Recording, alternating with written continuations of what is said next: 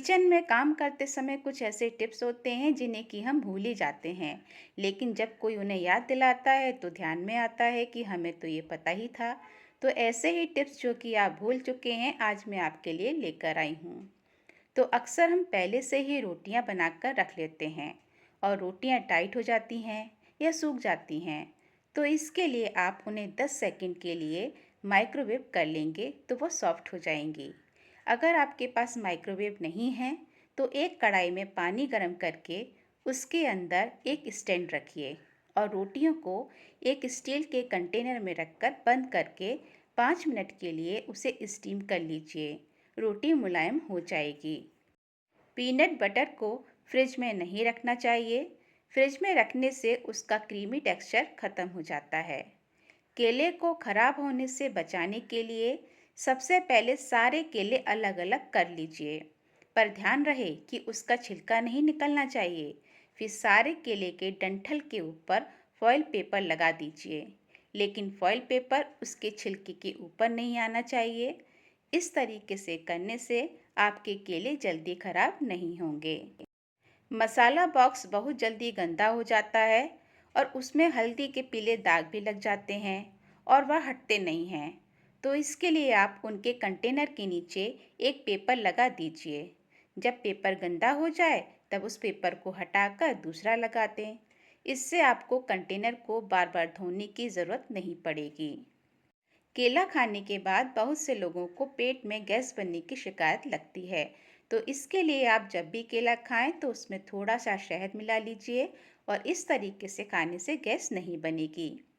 धनिया पत्ती जब हम मार्केट से लाते हैं तो उसमें बहुत गंदगी होती है और बिना साफ करके हम उसे फ्रिज में भी नहीं रख सकते, और उसे हमने अगर बाहर छोड़ दी तो वह सूख जाएगी। इसके लिए आपको परेशान होने की ज़रूरत नहीं है।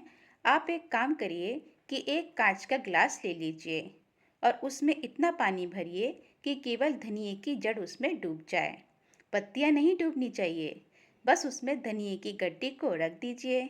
इस तरीके से आपका धनिया 2 से 3 दिन तक सूखेगा भी नहीं और ताज़ा बना रहेगा, लेकिन उसका पानी रोज़ बदलते रहना है। जब हम अंडा फोड़ते हैं तो कभी कभी उसके छिलके के छोटे टुकड़े उसमें गिर जाते हैं। फिर उसे निकालने में बहुत दिक्कत होती है, वो आसानी से नहीं निकलते हैं।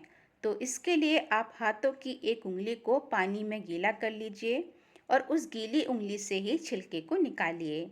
आप देखेंगे कि बहुत ही आसानी से छिलका उंगली में चिपक जाएगा और बाहर आ जाएगा। दूध को ज़्यादा दिन रखने के बाद में वह फटने लगता है। अगर आपको ऐसा लगे कि दूध फटने वाला है तो आप उसमें उबालने से पहले ही 2 चुटकी बेकिंग सोडा डाल दीजिए और फिर उसे अच्छे से मिला दीजिए। ऐसा करने से दूध फटेगा नहीं। जब हम खाना खाते हैं तो हल्दी के दाग हमारे नाखून में रह जाते हैं और पीले पीले नाखून अच्छे नहीं लगते। तो इसके लिए आप नाखूनों पर थोड़ी देर के लिए टूथपेस्ट लगा लीजिए। कम से कम आप उसे 5 मिनट के लिए लगा रहने दीजिए। उसके बाद नाखूनों को धो लीजिए, दाग चले जाएंगे। खाना बनाते समय गैस के बर्नर के ऊपर जब कुछ गिर जाता है तो उसके छेद बंद हो जाते हैं, जिसके कारण वह धीमे जलने लगती है। तो गैस की फ्लेम को तेज करने के लिए एक कटोरी ले लीजिए और उसमें 2 टेबल स्पून जो मेडिसिन आपकी कोई भी एक्सपायरी हो गई हो डाल दीजिए और उसे पानी में डालकर घोल लीजिए। जब वह अच्छे से घुल जाए तब उसमें एक छोटा चम्मच डिटर्जेंट पाउडर डालिए और एक बड़ा चम्मच वाइट विनेगर डाल दीजिए। वाइट विनेगर डालने से ही उसमें झाग आने लगेंगे। तब उस पानी में गैस के बर्नर को उसमें 1 घंटे के लिए डाल दें। फिर एक ब्रश की सहायता से उसे साफ कर लीजिए। बर्नर के छेद आसानी से खुल जाएंगे। बहुत सी ऐसी खाने की चीज़ें होती हैं जो कि जिपलॉक बैग में आती हैं, जैसे कि चाय पत्ती, नमकीन या फिर हरी मटर, जिनको हम खाली होने के बाद में फेंक देते हैं। आगे से इन्हें फेंकिएगा नहीं, बल्कि हरा धनिया, पालक जैसी हरी पत्तेदार सब्जियों को साफ करके इसमें रख लीजिए। जिस बरनी में हम अचार रखते हैं उसे अच्छे से धोने के बाद भी अचार की महक नहीं जाती। तो इसके लिए आप एक न्यूज़पेपर ले लीजिए और उसे पानी से गीला करके निचोड़ लीजिए। फिर उसे बरनी के अंदर डालकर उसका ढक्कन बंद करके 4 से 5 घंटे के लिए छोड़ दीजिए। फिर आप देखेंगे कि अचार की महक चली गई है। तो आज के लिए बस इतना ही। मेरे बताए इन टिप्स को ज़रूर फॉलो कीजिएगा और आपको ये कैसे लगे मुझे नीचे कमेंट बॉक्स में लिख के ज़रूर बताएं।